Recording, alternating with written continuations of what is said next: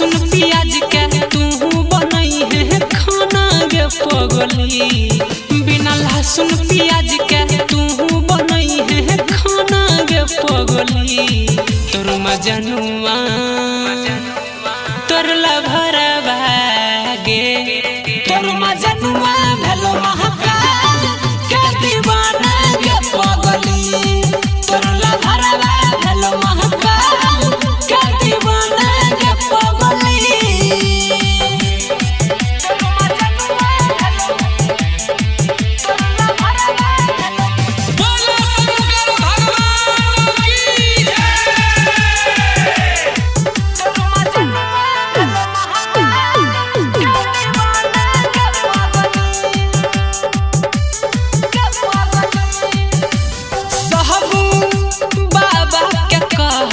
जटाधारी गे हम छियौ ओकर पकिया पुजारी गे।